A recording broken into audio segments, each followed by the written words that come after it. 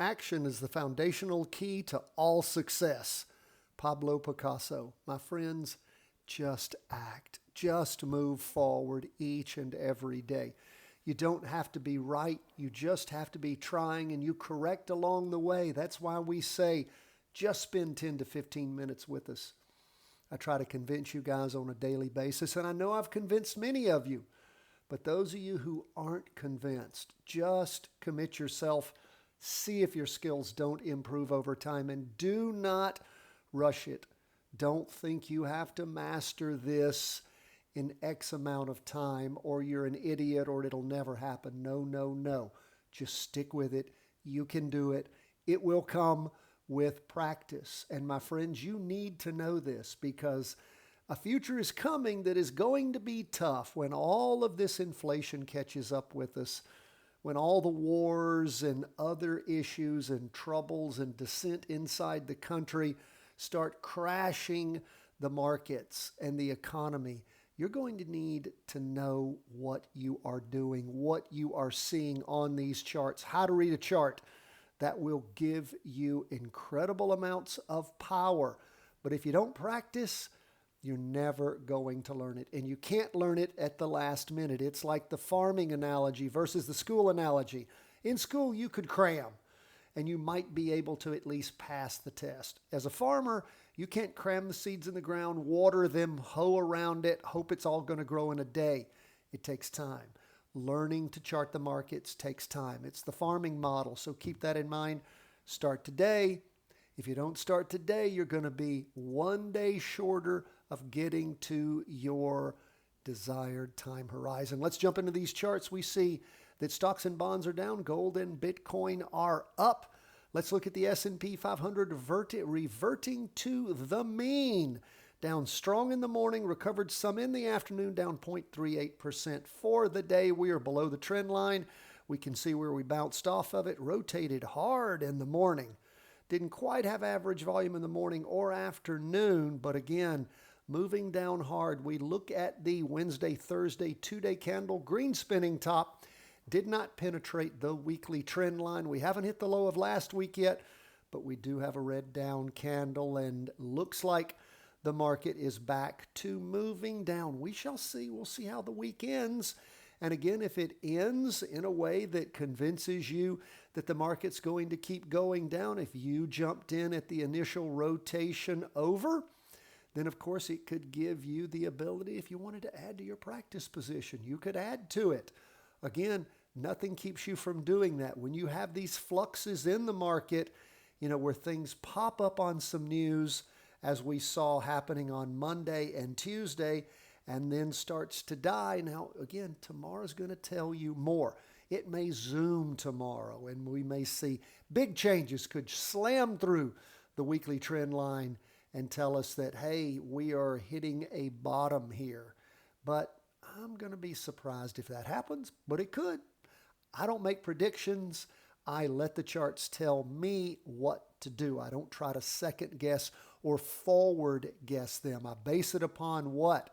What I've learned from the past, practice trading, backtracking, all the things that we do on a daily basis, following what the indicators tell us. Is it always right? No. Is it right most of the time? A large portion of it.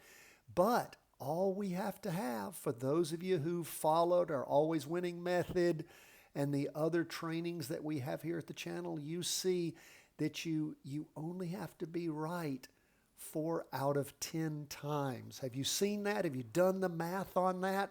In order to prevail, if you follow your loss limits and you let your profits run. So you don't even have to be that good, my friends. You just have to know the rules and follow them.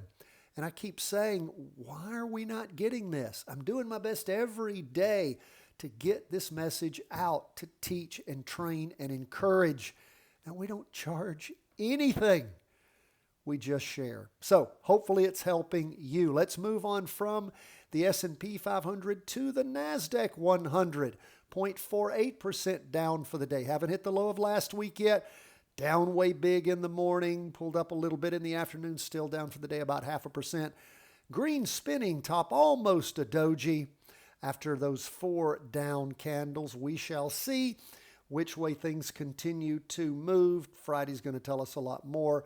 But if you look at where we are on the 2-day and the half-day, well below that weekly trend line. Let's look at 20-year bonds, 0.70% down, hitting a lower low this week, almost up to average volume. And again, starting to move back down again on that 2-day chart. You can see over the last 2 days, after meandering sideways and up a little bit, starting back on the morning of Wednesday, the 17th of April, and then ending the afternoon. Well, yes, it ended, I guess, the morning of Wednesday, the 24th. Down, down, down, down, down, morning, afternoon on Wednesday, morning, afternoon on Thursday. Well, I think on Thursday, actually, it came up a little bit in the afternoon, but still nice down move at 0.70%. So bonds moving in the right direction, short on them. And of course, what is the short bond fund? Well, the simple short is Tango Bravo Foxtrot. It is the ProShares single short of the 20-year U.S. government bonds, and it has been moving up quite nicely. We look at the worst point you could have jumped in on the 1st of April. That would have been the high of 24.03. So far, up to a high of 25.16. So quite nice. Now let's look at gold. Gold up for the day, 0.60%. As we look at gold, we saw where it shaved off a lot of its energy. It started dumping that energy after its most recent high during the week of the 8th of April. If we go down here to the half-day chart, you can see that was in the morning of Friday the 12th, the last day. First half of the last day of that week, gold just jammed up. And then, of course, Friday afternoon pulled down, Monday morning down, went up Monday afternoon and Tuesday the 16th, and then sliding sideways, gaining a little, and then starting this last Monday, jacking down hard on Monday morning, again Monday afternoon, down Tuesday, and then sort of meandering sideways since then, like we said, up a little bit for the day. Is gold going to be able to recover if it ends this week in this doji? Going to be very hard for that to happen. But we shall watch as things move in time forward. And again, watch these patterns, put it in your notes, and pay attention to what you learn when you see that big a loss of energy. Now, let's look, and when I say energy, I mean volume, I mean price. Price and volume go together. They tell you different things, and they help magnify or pull off from what you might otherwise take from just volume itself or just price itself.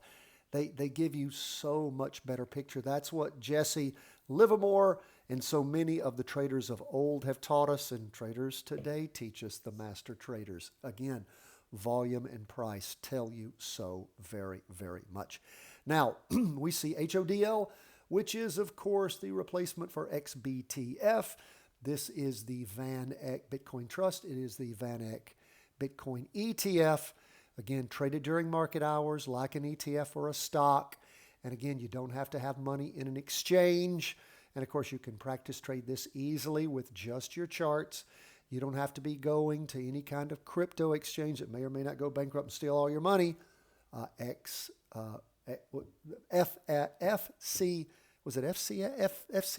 Anyway, whatever Sam Bankman-Fried's company was and others. Again, that's the beauty and that's the reason that we, of course, practice trade HODL and prior to that XBTF. So what do we see going on there? Up for the day, 1.31%. You see where it's down in the morning, gain that up move in the afternoon. Where are we this week? Well, we had a big down week last week. This week, red spinning top, still on the down move. We look at where we are on 24-hour-a-day Bitcoin.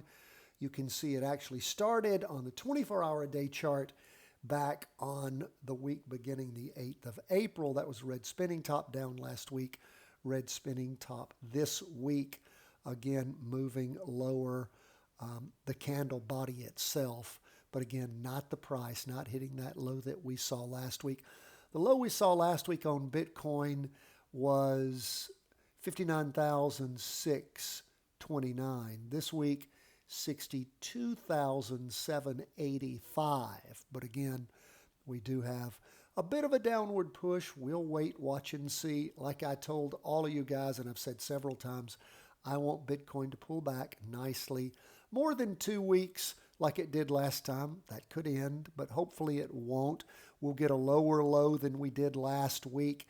And again, things will reset nicely. And when Bitcoin starts to boom again at some point, we'll know, we'll be able to chart it, and we will be able to jump back in cleanly and then ride that next stage of the up wave. That is where we are, folks. Always love to hear from you. Don't forget Patreon members. You already have posted at the Patreon site your early access to Charting Cryptos, Commodities, and Currencies. I put that up on Tuesday night, along with 3-wave trades. I put that up on Tuesday night also. And I've already analyzed all of the S&P 500 stocks and found you 19 weekly vertical crossovers, 4 down and 15 up. And those will be posted also at the Patreon site. And we also email to all of you every Thursday night, all 3 of those things. And again, if you don't see the email, everything's always over there at Patreon. Patreon members, thank you so much for your support. If you're not a Patreon member, you like what we do here, you appreciate what you hear, the things you support tend to stay around. So go over there and join us in any of the 3 levels. First thing you'll get, besides all the stuff you get each and every week, you'll get our special 3-part training, Options Made Simple, the Charting Wealth Way. If you're interested in learning what options are all about and how to practice trade them, I think we got the best training on the internet. It's fast, it's understandable, it's clean. It teaches you what you need to know to start practice trading options, up or down. It gives you a magnifying effect and can just be very rewarding. Give it a shot. God bless, my friends. All the best from the whole team at Charting Wealth World Headquarters.